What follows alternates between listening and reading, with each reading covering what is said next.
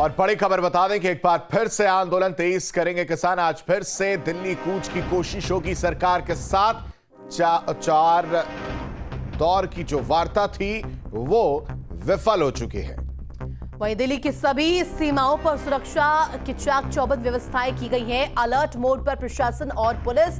देखिए किस तरीके से यहाँ पर तमाम इंतजाम भी देखने को मिल रहे थे। तस्वीरों के माध्यम से आपको इंतजाम भी दिखा रहे हैं। 4 दौर की वार्ता विफल रही है, लेकिन क्या समन्वय निकल पाएगा, क्योंकि फिर से जोर पकड़ता हुआ आंदोलन नजर आ रहा है। ग्राफिक्स के माध्यम से आपको दिखा रहे हैं। आज फिर से किसानों के दिल्ली कूच का ऐलान है सरकार के साथ।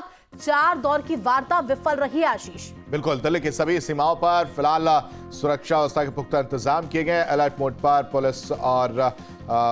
पुलिस को रखा गया है। साथ ही साथ पुलिस बैरिकेडिंग तोड़ने की तैयारी में भी किसान नजर आ सकते हैं। शंभू बॉर्डर की अगर बात की जाए तो वहां पर जेसीबी और हाइड्रोलिक क्रेन मशीन जो है वो तैयार की गई है ताकि किसान आगे ना बढ़ सके। किसानों का जो जत्था है, जो रैला नजर आने वाला है, उसे रोका जा सके। एक बार फिर से दिल्ली कूच की कोशिश किसानों की तरफ से की जाएगी।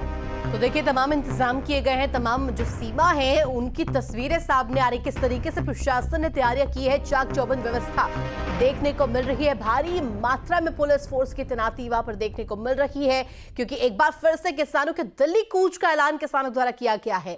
किसान आज फिर से दिल्ली कूच की कोशिश करेंगे और इसी को लेकर के देखिए इंतजाम यहां पर किए गए हैं। खास तौर पर दिल्ली की सीमाओं की बात करें तो सीमाओं को कहीं ना कहीं महफूज रखने के लिए तमाम इंतजाम किए गए हैं। तो दिल्ली की सभी सीमाओं पर सुरक्षा के लिहाज से अलर्ट मोड पर प्रशासन इस वक्त। तो क्या है पुलिस की तैयारी, आपको दिखा रहे हैं। अर्धसैनिक बलों के साथ दिल्ली पुलिस के जवानों को तैनात किया गया है। दिल्ली पुलिस ने 30,000 माफ कीजिएगा संख्या में पुलिस बल की तैनाती की है। बॉर्डर की बात करें तो कंक्रीट भी यहां पर लगाया गया। किसानों के दिल्ली कूच के ऐलान के बाद ये तमाम इंतजाम देखने को मिले। तो सभी सीमाओं पर देखिए पुलिस बल की तैनाती। टिकरी, सिंघू और गाजीपुर बॉर्डर की बात करें तो इन सभी जगहों पर पुलिस फोर्स की तैनाती, अर्धसैनिक बलों की तैनाती, दिल्ली पुलिस की तैनाती और साथ ही साथ तमाम जवान डटे हुए हैं।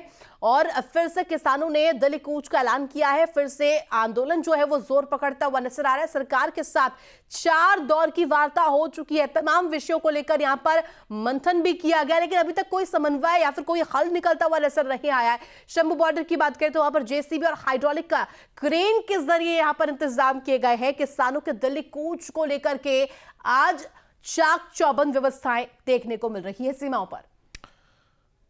तो बिल्कुल सरकार और किसानों के बीच वार्ता जो है वो विफल होती हुई नजर आ रही है। अगर बात की जाए कि सरकार ने किसानों को क्या कुछ अब तक देने की बात कही है, उसमें 5 फसल जिसमें मक्का हो, कपास हो, मसूर हो, अरहर हो या फिर उड़द, उस पर एमएसपी का प्रस्ताव सरकार ने किसानों को दिया है। साथ ही साथ इसके लिए नेफेड एनसीसीएफ से 5 साल खरीद का कॉन्ट्रैक्ट और किसानों को सरकारी कर्ज माफी पर विचार का भरोसा सरकार की तरफ से दिया गया। लेकिन किसान जो है वो सरकार से क्या मांग कर रहे हैं वो भी समझने की जरूरत है।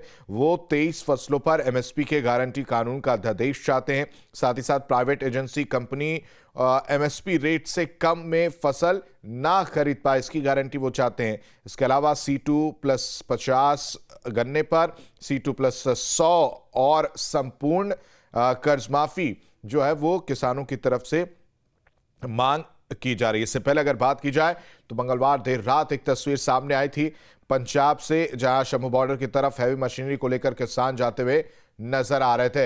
हिमांशु खबर पर ज्यादा जानकारी के साथ गाजियाबाद से हमारे साथ जुड़े हुए। हिमांशु, सबसे पहले तस्वीर दिखाइए और जानकारी दीजिए कि अभी क्या वहां पर हालात, क्या स्थिति है, क्या तैयारी किसानों की और क्या तैयारी है प्रशासन की, पुलिस की, उनसे निपटने के लिए। अभी तो गाजीपुर बॉर्डर पर इस वक्त मौजूद है। अगर यहाँ की बात करें तो यहाँ पर हालात सामान्य है। किसी तरह का कोई किसान यहाँ पर नहीं पहुंचा है, जैसे बीते दिनों में देखने को मिला था।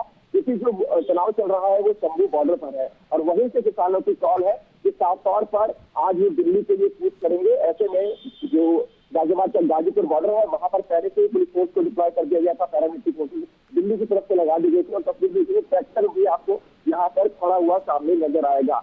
ये सामने आप तस्वीर देखेंगे, लोग वेटिंग कर रहे हैं। उसके पीछे ट्रैक्टर यहाँ ऑलरेडी पहुंच चुका है। एक ट्रैक्टर यहाँ मौजूद है, इसके पीछे एक और ट्रैक्टर है।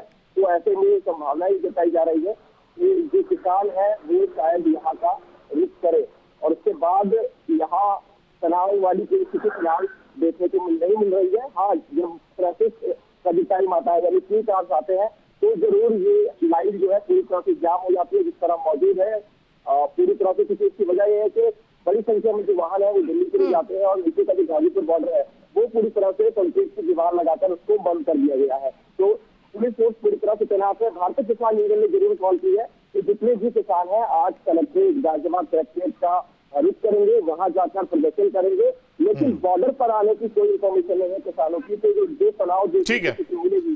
ठीक है हिमांशु, नजर बना के रखिए, आगे भी आपसे अपडेट लेंगे। फिलहाल तमाम जानकारी देने के लिए आपका बेहद शुक्रिया। और बढ़ेंगे आगे, बड़ी खबर की ओर रुख करेंगे। यूपी में कांग्रेस एसपी गठबंधन खत्म, ये सवाल लगातार खड़ा हो रहा है। एसपी जारी कर चुकी है अपनी तीसरी लिस्ट और इस लिस्ट आने के बाद कहीं ना कहीं तमाम संभावनाएं अब लोग जता रहे हैं। सियासी हलचलें भी तेज हो गई है। एसपी ने वाराणसी से सुरेंद्र सिंह को चुनावी मैदान में उतारा है। वाराणसी से चुनाव लड़ते आए हैं कांग्रेस प्रदेश अध्यक्ष अजय राय और अब इस नाम से हटकर सुरेंद्र सिंह का नाम यहां पर सामने आया। वाराणसी से इसको लेकर भी हलचल तेज है। एसपी ने कांग्रेस को 17 सीटें ऑफर की थी। तो खबर पर जानकारी के लिए संवाददाता निखिल हमारे साथ जुड़ गए। निखिल, देखिए जिस तरीके से फिलहाल सूत्रों के हवाले से ही ठीक, लेकिन कहीं ना कहीं जानकारी मिल रही है कि कांग्रेस एसपी गठबंधन खत्म हो गया है, ये सवाल खड़े हो रहे हैं। देखिए, पहले समाजवादी पार्टी ने कांग्रेस को कुल 11 सीटें दी थी और उसके बाद जो है जब कांग्रेस का दबाव बढ़ा, दोनों दलों के बीच में चर्चा शुरू हो गई, तो ये माना गया कि कुल 17 सीटों पर समाजवादी पार्टी ने कांग्रेस को चुनाव लड़ने की सहमति दी थी। हालांकि कांग्रेस की तरफ से बहुत लंबा गैप लिया गया, अभी तक इस सीटों पर कोई फैसला नहीं किया गया।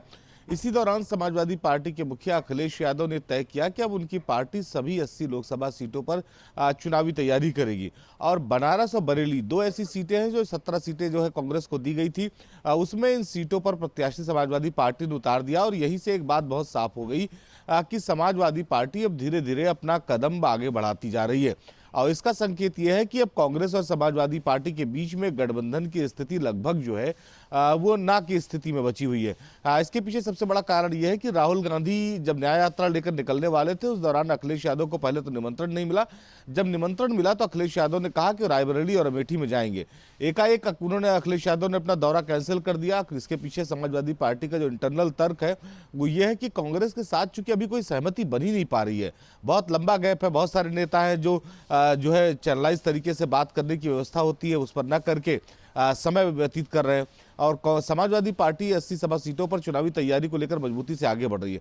तो ऐसे में ये माना जा रहा था कि जब राहुल गांधी लखनऊ पहुंचेंगे कल यानी तो एक बार फिर एसपी के जो मुखिया अखिलेश यादव उनके साथ कुछ मंथन होगा, लेकिन वो स्थिति भी नहीं बनी। आज राहुल गांधी लखनऊ से कानपुर के लिए रवाना हो जाएंगे। तो अब ये माना जाए कि समाजवादी पार्टी के ऊपर जो एक तरफ से झुकाव कांग्रेस की तरफ दिख रहा था वो लगभग खत्म होता हुआ दिख रहा है और जो 2 सीटें बनारस और बरेली है जिस पर उम्मीदवार समाजवादी पार्टी ने उतारा है, इससे एक साफ संकेत भी मिल गया है कि अब समाजवादी पार्टी अपना रास्ता कांग्रेस से अलग कर सकती है। हालांकि कांग्रेस पहले से मुश्किल में तमाम राज्यों में, तमाम राज्यों के जो संगठन थे जो उसके साथ गठबंधन में आए थे, उन्होंने उसको पीठ दिखा दीजिए। ठीक है निखिल, तमाम जानकारी के लिए आपका शुक्रिया।